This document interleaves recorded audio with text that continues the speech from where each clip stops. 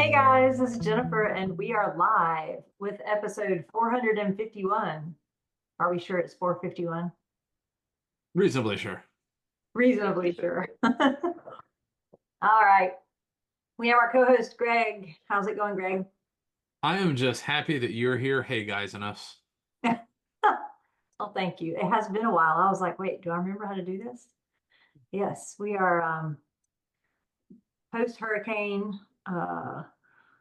post-worlds, post everything. Yeah, it's been a little bit.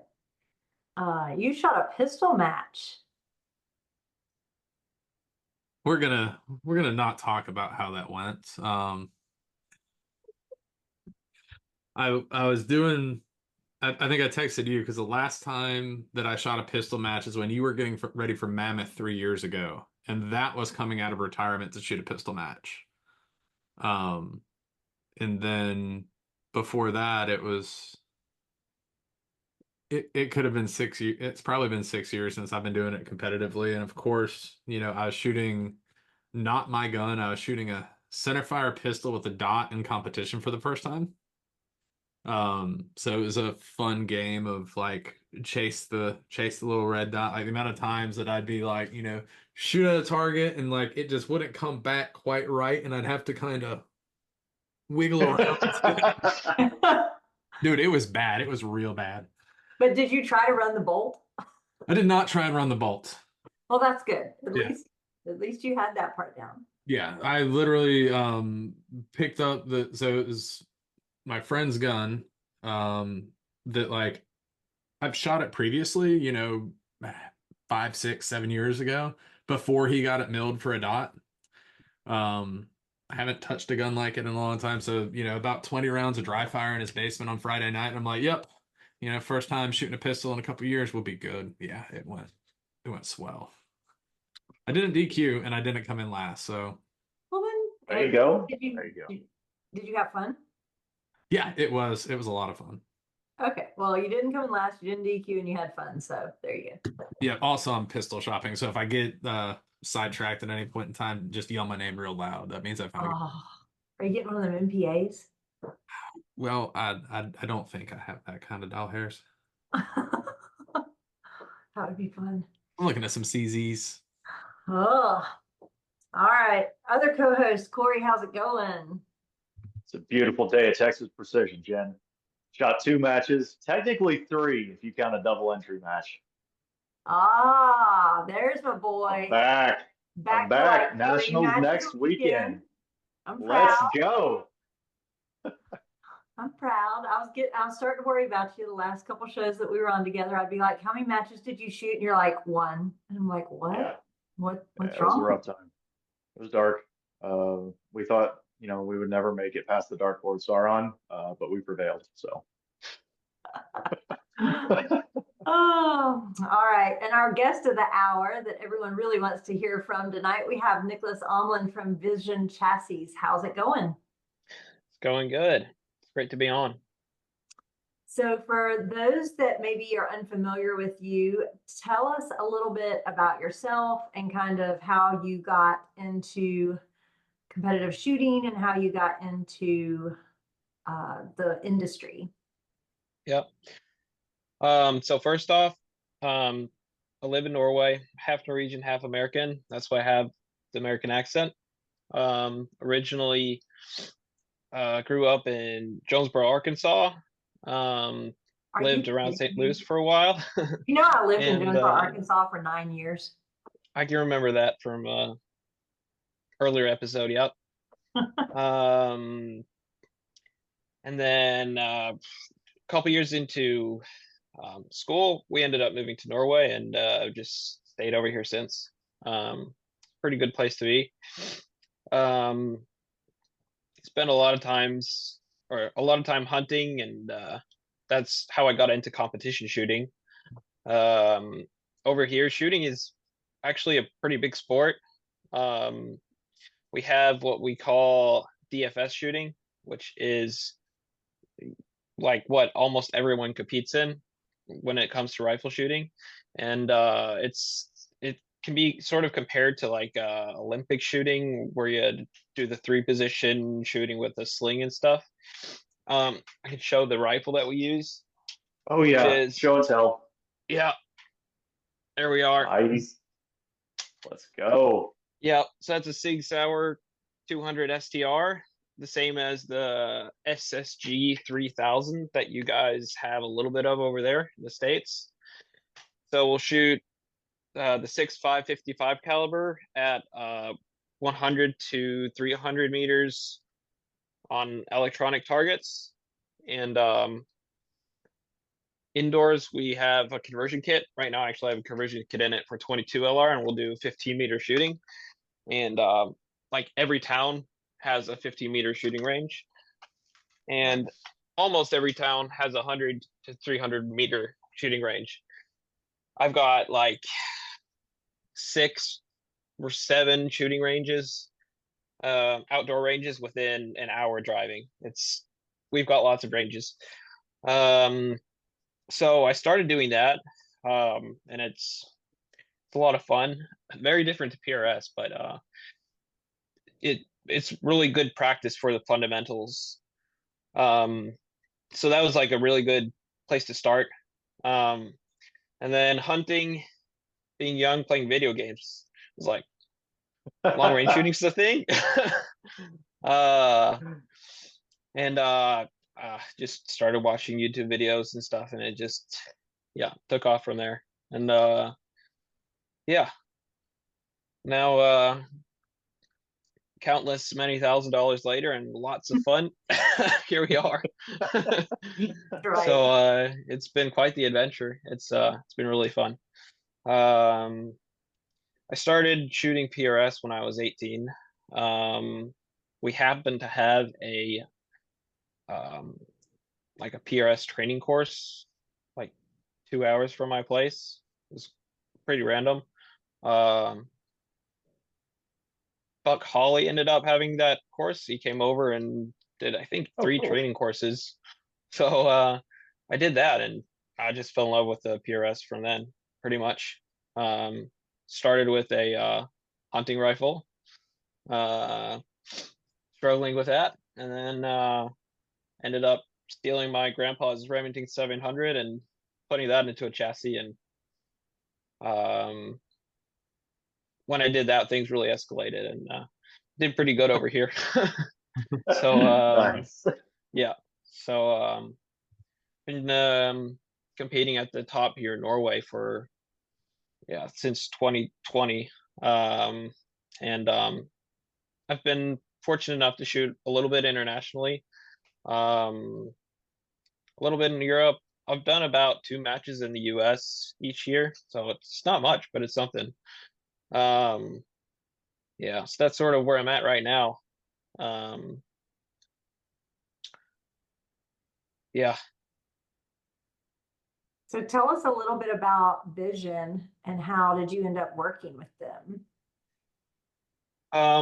After I won the PRS finale here in 2020, I believe, I ended up going into a sponsorship deal with them. And the guy that started Vision and runs it to this day, he lives 10 minutes from me, and his shop is 30 minutes from me. So like from then on, I was very involved in everything pretty much. And when time came for expansion, it was just like natural for me to fit in there. So I just started. I started in August this year. So Cool. yeah. Congrats. Thanks. It's a little bit of a swap because I used to be an electrician. So there's not much electricity in the rifles. Well, if you're ever at the MDT booth, there is. Oh yeah, that's right. They got their electronic trigger, their electronic level, their electronic timer, all on the same gun. Yeah. Dude, that That's level's true. pretty That's dope. true. Yep. Yeah. That is true. So tell us a little bit about like where did Vision get its start? Where did it come from? Yeah. So the guy that founded it, his name is Christian Berg. Um, he's like me. He's been shooting his entire life since he was a kid, and he originally worked in the CNC industry because it's in our part of Norway. It's a very big industry because we're like the oil capital of Norway, pretty much. Yeah, Okay. yeah. So we have a bunch of that.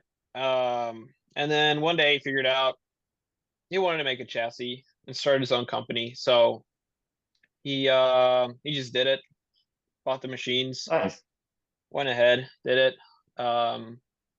Took a couple, or we're still taking some like small regular CNC jobs just to, keep a good flow and things. And it's just evolved from there, really. To this day, it's still pretty small. There's just me and 4 other guys working there right now, and Christian, who founded it, two of the employees are his sons. One of them does works one of the CNC machines, and his other son does just about everything else, Cerakoting, and he's done sales and logistics, and I don't know, he just does everything. So Nice. it's sort of a little family business that I've snuck my way into, and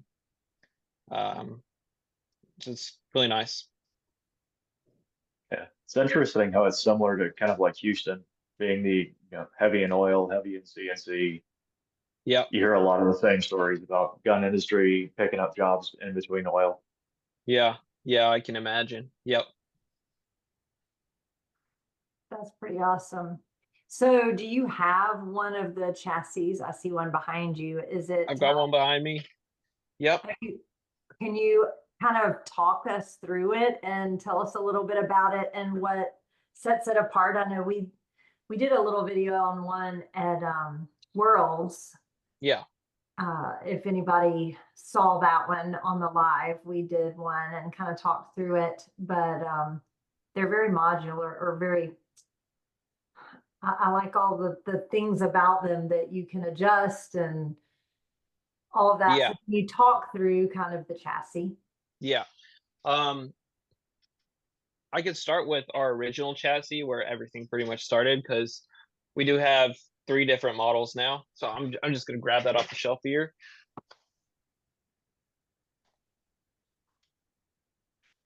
I love show and tell time. This is the best part of the show. Me too. Still think Craig is the undisputed champ, though. This little Yeah. camera switching thing. He put us all to shame. Yeah, the low-key CNC robot working in the background the whole time. All right, so this is our original chassis. It's got a really easy name. It's just the Vision chassis. This one's a little bit modular because it comes in 3 pieces. So you've got a front end, a midsection, and a buttstock. And then you choose the midsection for whatever rifle you want to put it in. And we have a whole bunch of options, like everything from Remington to a Socko TRG will fit in here. And even the Sauer SSG 3000, which is actually where it started because they're super popular over here.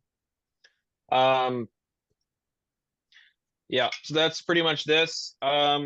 It's got all the adjustments you want on the buttstock, cheek rest, bag rider, butt pad, length of pull, everything. Yeah, so that's pretty much it. And then earlier this year, we launched the Pro chassis, which I've got right here. It's a first one with all the adjustments was like the low end one. not low end. It's where we started. Or starting point, I should say. That was the starting point. That was the very first design of the chassis. And then time came for evolving a little bit, so we made the Pro chassis. And everything is just beefed up. It's not modular in the way that it has, you can swap out the fore end. Mhm. The midsection of fore end is one piece, like you're used to with a lot of other chassis. What's really sets this one apart from everything else is, number one, the build quality is like unlike anything you'll ever see. The entire thing is 70-75 aluminum, which is a lot stronger than the standard, which is 60-61. And in fact, we can't even get 60-61 in Norway because the oil industry doesn't accept it here. So we can't even purchase that here. But what that means is the entire thing is just a lot stronger and stiffer. And it actually feels more dead. So a lot of people talk about, the pinging noise when you shoot a chassis. Yeah. And they don't like that. And you won't get that with this. It's really reduced. We make a full length top cover, which helps remove that pinging noise even more. It's just incredibly rigid. Yep. We also did some upgrades to the buttstock for this one. Everything's just a little bit more rigid as well. Yeah. That's about it. All the same adjustments and everything. We've got magwell adjustments as well. So, I mean, everything you can sort of want, it's got. So now, speaking of like being adjustable, like, say that you had a spouse that was left-handed. Oh, yeah, it is ambidextrous. We have a little blind plug that you just swap over from the left side to the right side where the bolt goes, and it'll fit both the left and right action. I wanted to point that out because I thought Yeah. that was so cool when we were at Worlds, that it is it's so hard. Like we've looked and looked for different things, in a lefty, and it's so hard to find. And when we were there, he was like, "Oh yeah, if you're left-handed, you just take this out and move it over there, and then the bolt's on that side." And we were like, "Shut up!"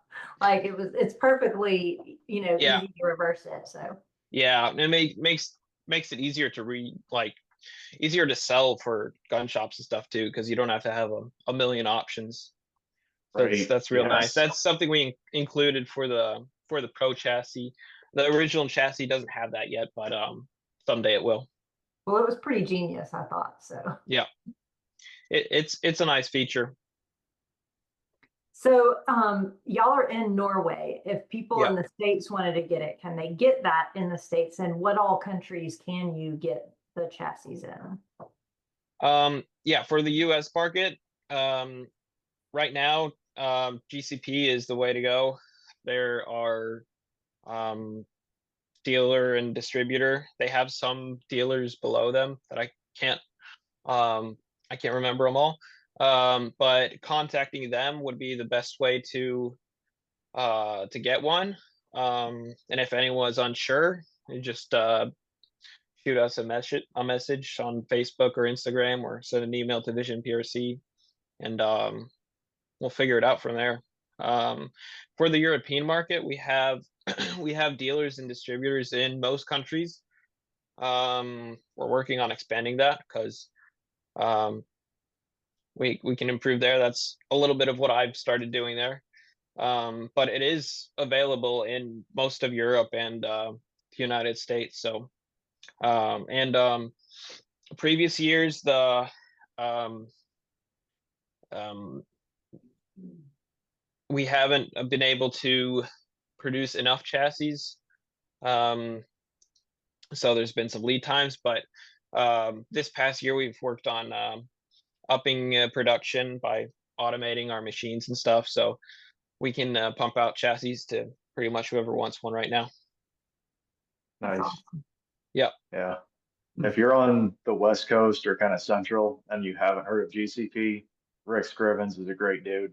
He shot Yeah. a couple matches with us. Super fun, but solid guy. So Yeah. They do a good job with their Cerakotes and gunsmithing as well. oh yeah. Yeah. Rick is definitely good people. Always fun in an Airbnb at a match. So we kind of touched on this a little bit earlier about the gun culture in Norway. And it sounds like you guys have a whole lot have this a whole lot better than some of the other countries in Europe. Yeah. And I correct me if I'm wrong, but I think that the highest placed non-US shooter at Worlds was from Norway. Yep. Because I know how do you say it? Sindre? Sindre is how you'd say it in Norwegian. Doesn't translate very well. I think it Like most Norwegian translates to names. second place in burpee contest. Texas Precision 2023.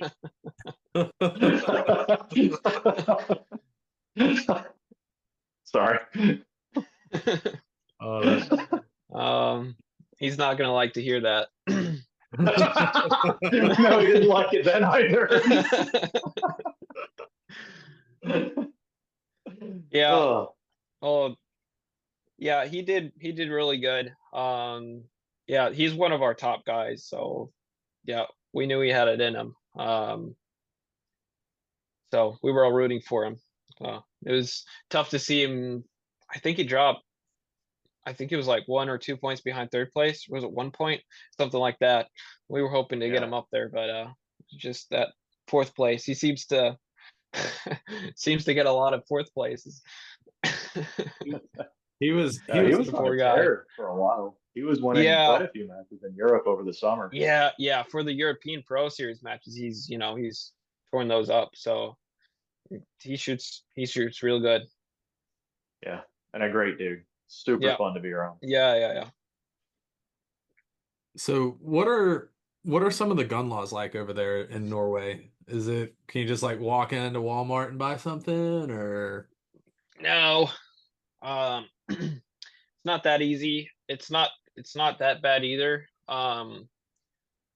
For hunting rifles, which my competition rifle technically is a hunting rifle, since the PRS isn't that large over here, where it's like a good enough reason to buy it for sport shooting. There's a lot of paperwork involved in that. For hunting, it's pretty easy. You take a hunter's course, apply to buy a rifle. You have to apply for each one, which is easy. You do it online, and they do a background check. And if you're good, you can go buy a rifle for whatever you would apply it for. And then you can have 8 rifles and or shotguns. So that's pretty easy. And there's no the hunting course isn't difficult like it is in some countries. It's like a couple weekends and simple tests and you're through. So so that's pretty easy. For pistol and like the other rifle I showed for DFS shooting, it's a little bit different. You have to shoot actively. Like you have to document that you have gone to so many practices or matches for a certain time, which varies depending on if it's a pistol or if it's a semi-automatic rifle. So for pistols, like typically you shoot for I can't remember. It's like a half a year, and you have to do this many practices within. I think it's a 3-month period or something. Yeah.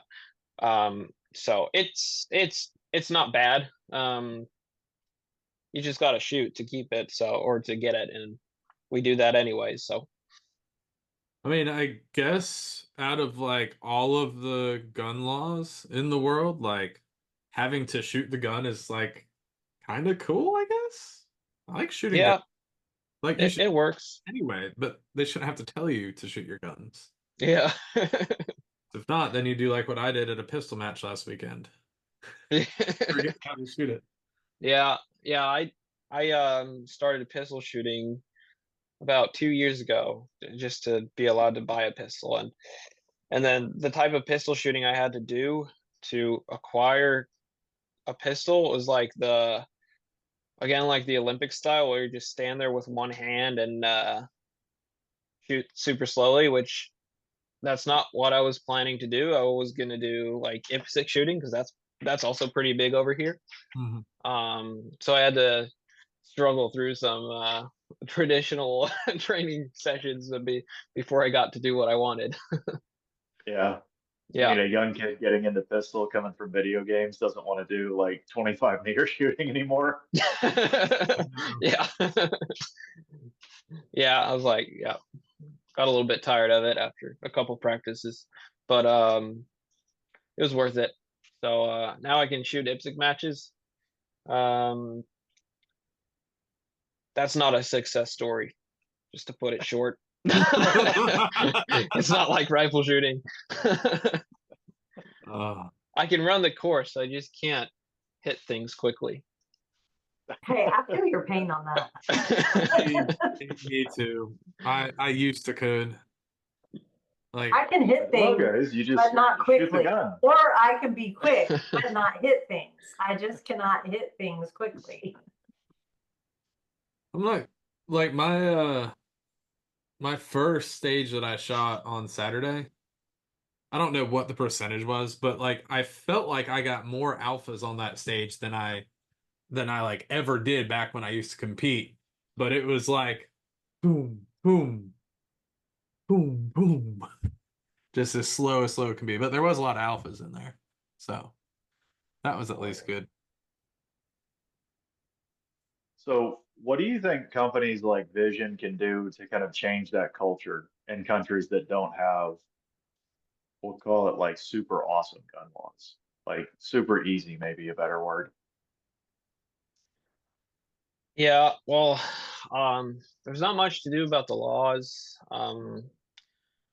around making a precision rifle actually possible to buy. Hmm.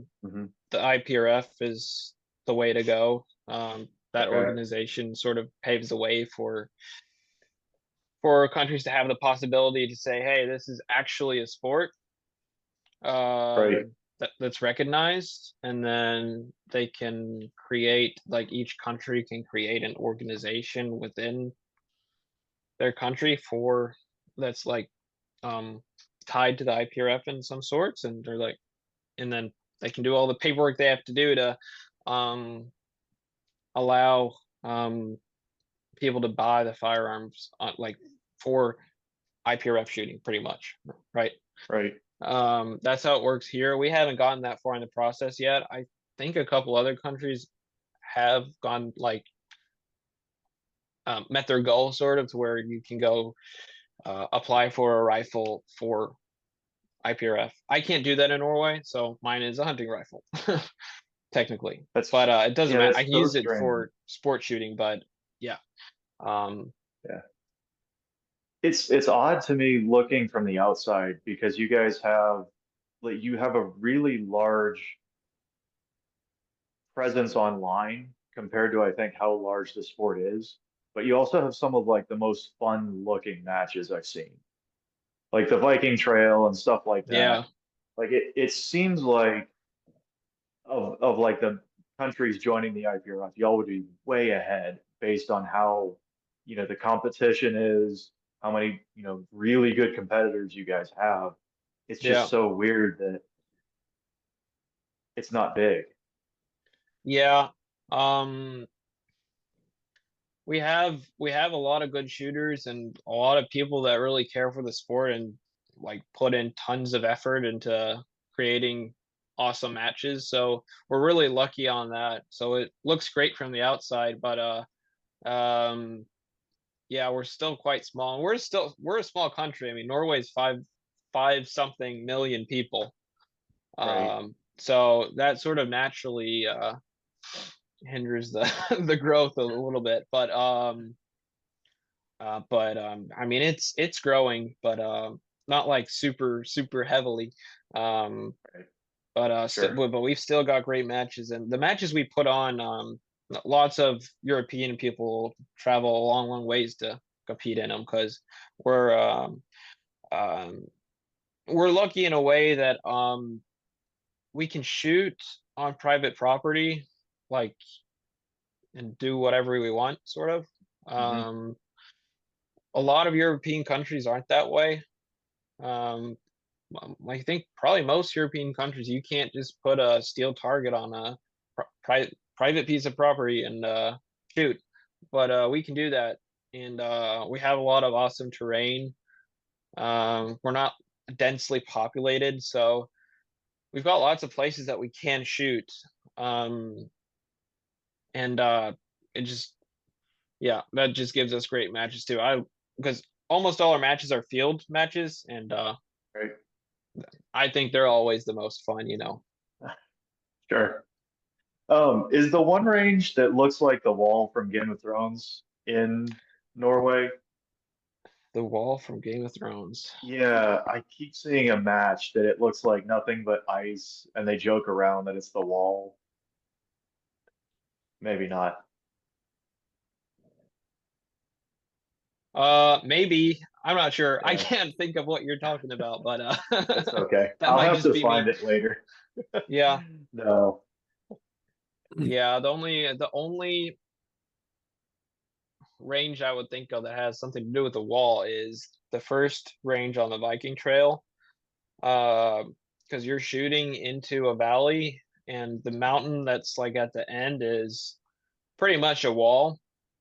Okay. And that's an insane place to shoot because you're like high up in the mountains.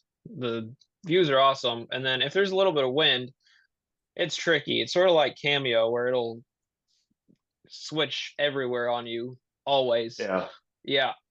Um. Was that the So one with the parking right on the edge of the mountain? uh, on the edge of the mountain, no, or Like the road was like right where you were shooting. It looks yeah, super amazing. Yeah, yeah, that yeah, was it that is. was Yeah, so all the cool. stages are just along a public road. That's awesome. Yeah, it's like 10 yards off a public road, and we're just walking up and down, and that's normal here. Actually, we talk about like field matches and field shooting. The DFS shooting sport also has a sort of field shooting, um, which is pretty crazy to look at, because it's unknown targets. I mean, not unknown targets, but unknown distances to the targets. And they're like paper targets with some weird shapes. You know the sizes of them, but you range them with the diopter in your rifle, which, Oh, just to show you guys,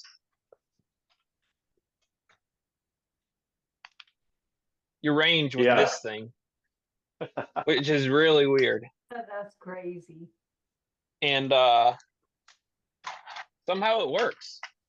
And we'll shoot out to about like the longest range I think you can have is like 700 yards. That's crazy. And yeah, that's pretty crazy. But anyways, those guys are used to shooting, you know, everywhere, and just uh matches will be along public roads a lot of the time because it's easy to walk there. So you have a bunch of shooters just walking on the roads. It's pretty cool.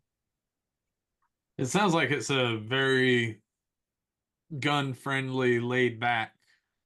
It, yeah, it is compared to a lot of Europe. It is for sure. It's and then we have a bunch of hunters too, so people are used to seeing weapons, except in the cities, of course. But yeah, so it's pretty chill. That's good.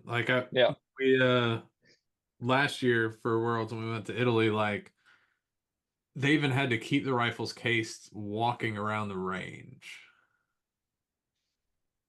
Like that was weird.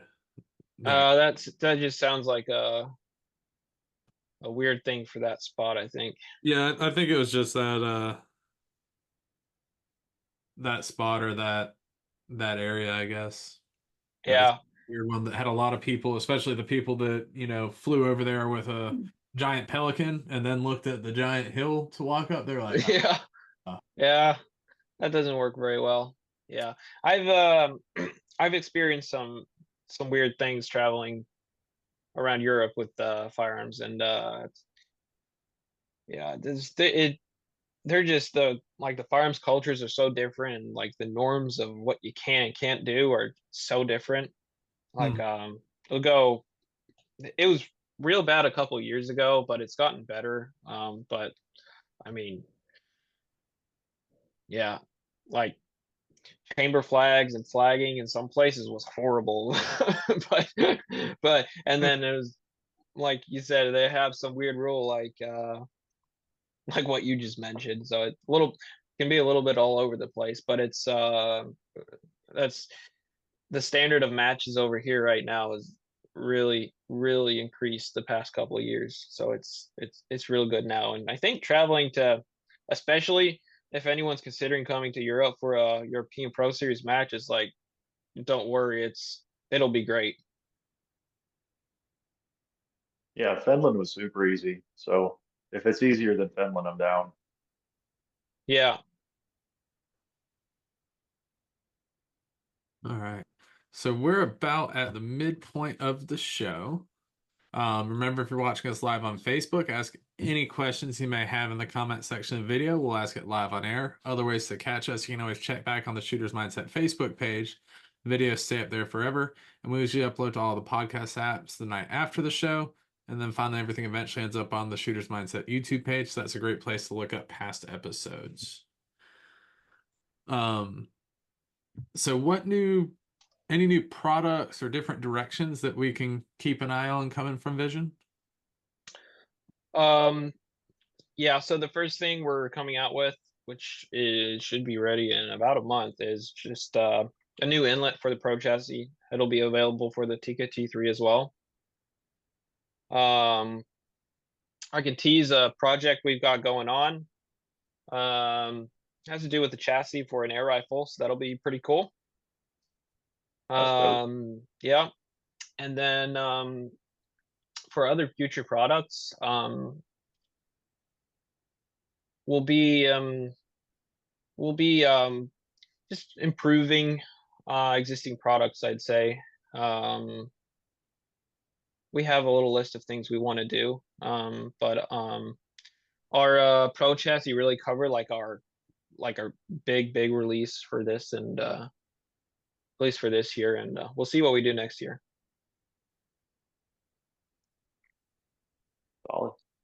I was really hoping for a big free shot show drop on that question when I wrote it. Yeah, sometimes we put questions like that in there and we're like, yeah, someone's gonna tell us about something, and then they're just like, oh yeah, we're going from 3D printing gun parts to a complete rifle that we're gonna have available for, and we're like, oh, what? That's Yeah. always a fun surprise one. So we did get a live from Mr. Ken Wheeler, who said, "We'll see you at the finale." So why don't you tell us about your personal and professional goals in the sport and say hi to Ken for us? Yeah, they can. Unfortunately, I won't be at the finale. What? Ah, Ken I said you were want to so going. bad. It's a He said I was write-off. going. I don't know why he thought I was going. It's a write. I wanted to go. I did qualify for it, but yeah, I mean, it's just the cost and time sort of doesn't fit very well after the World Championships. Yeah, Just to you put can it sell a short. liver. You're still young. Yeah. Yeah. I've said it, I think the past 3 years. I'm going to the finale this year. Said that to myself, and it hasn't happened. But hopefully next year. Yeah, Yeah. no, I feel I that hope with to Worlds. yeah. I hope to compete more in the US. I really want to sort of get to test my limits a little bit better over there, because shooting 2 matches a year over there doesn't really tell you where you're at. So that I'd really like to do that, and be able to finish a complete season in the US, as well as in Europe. And yeah, that's pretty much my goals for now. Okay. Yeah.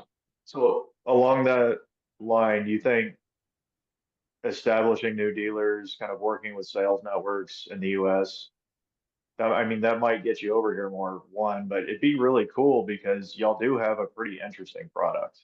Yeah, Um, it's it's hard to explain like what makes a different, chassis different from another chassis, yeah, but when you get your hands on it, you can tell that it came from a very different initial concept. yeah. Yeah, that's one thing we are going to put more emphasis on is the US market. They haven't had the Vision hasn't had the staff to do it earlier. So that's sort of where I'm stepping in, and there's a lot of work to do, so we're slowly getting there. But yeah, I hope to be a lot more visible in the US next year. We want to try and get out there and sponsor some matches and show up to, um, the relevant expos, and yeah, we want to be there so Sure. people can talk to us and see us and get to know us and all that stuff. So yeah, that'd be great. Yeah. Where do you see the sport like in 5 years? That's a hard question. I've thought about that before. Don't know that I have a very good answer, but I just hope it steadily grows, and I think especially for the internet, like the European countries and other international countries, of course, as well, that it just grows to become an accepted sport in each country, and that it's allowed to um, that you're allowed to buy the rifles and you're allowed to shoot at steel, which is an issue some places. It's becoming an issue here in Norway, actually, in some public ranges. um, Mhm. and yeah, I think that's what I hope to see, is just the sport being more official all over the world, pretty much. Yeah. Yeah. Do you ever see yourself moving back to the US? uh Thought about that a lot. Probably not. Okay. um yeah, unless the gun laws go to crap over here. That'd be about it. Because right now Okay. it's pretty good. uh I love hunting, that's where everything started. So um yeah, hunting over here is quite easy for me. Our deer season, if I count all like deer species, we only have rifle season. It's not like the US where you have a season for every type of Yeah. firearm. They're s- they're so dumb. All of Yeah, them are so. Y'all, yeah, next week starts plunger and machete season. yeah, yeah. So over here, the only deer you're allowed to shoot with something other than a rifle would be a roe deer, which is a tiny deer. Yeah. It's like quite a bit smaller than a whitetail. Yeah. Um, and you're allowed to shoot those with a shotgun, and everything else has to be shot with a rifle, pretty much. Um, so we have including roe deer, reindeer, um, red stag, and moose. We have hunting season pretty much from August 10th to Christmas. Nice. Usually all, yeah, usually all hunting seasons stop at Christmas. Some of them, if it's like a highly populated area of deer, they might have a season that goes into January and February as well. But yeah, so that makes it real nice to hunt here, and um, the availability of hunting areas is pretty good too, and the terrain is nice, and yeah, so it's kind of hard to leave that. Yeah. Yeah. All 6.5 by 55, or do you use something else? um I started off with 6.555. um of course we have a bunch of 6.555, um since that was used, it's been used in the military and for sport shooting and everything. So like Sure. almost everyone starts off with 6.555. um It's the best three 6.5 though, uh right? let's not get into Okay. that topic. Yeah. I actually shoot for hunting. I shoot a 6.5 PRC. Okay. Yeah, and then for matches, I shoot a 6.5 Creedmoor actually. Shot a little bit of 6mm, but I don't know. I just like the 6.5, so it works. Nice. Yeah.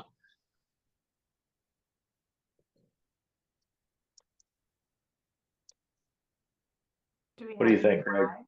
I think Do I some did live? that thing where I started talking before I unmuted myself so you guys couldn't hear me typing away over here. The These words that I buttons are said were, important. that could bring us into our next question. If you could only pick one for the rest of your life, you could either shoot competitions or go hunting. Which would it be?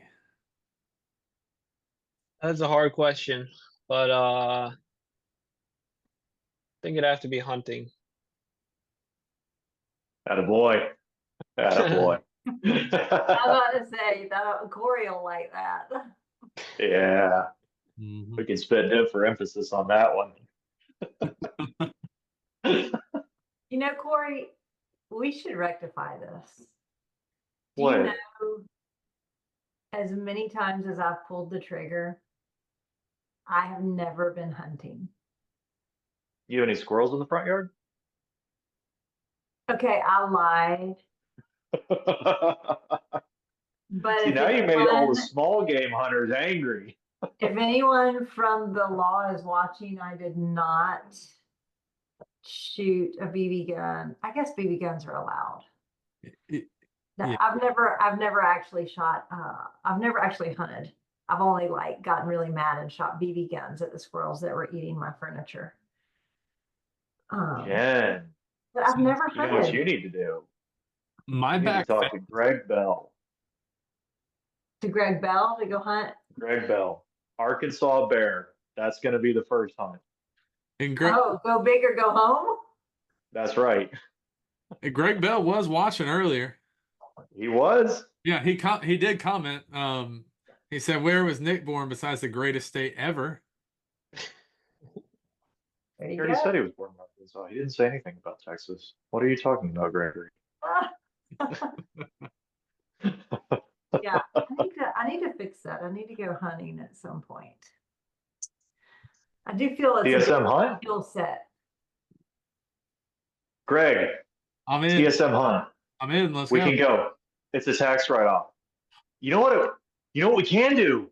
It's a write-off. We can do pheasant. Let's go to South Dakota and do pheasant. Nikolas, do you hunt birds at all? Rarely. A little bit. I've shot a couple You get a ducks. write-off for one of your trips to the U.S. to sell more chassis? Shoot some pheasants. That'd be nice, yeah. All right, we'll send you dates. He's like, we'll send you dates. I'm so down. Are there any more live questions I believe we are good on the live side. or comments or snide remarks? I mean, Kenny Hold Lou on. gave me crap for Private chat. flagging him with my finger gun earlier. Oh, you flagged everybody? I did apparently when I was like, "Pshoo, pshoo, pshoo." All right.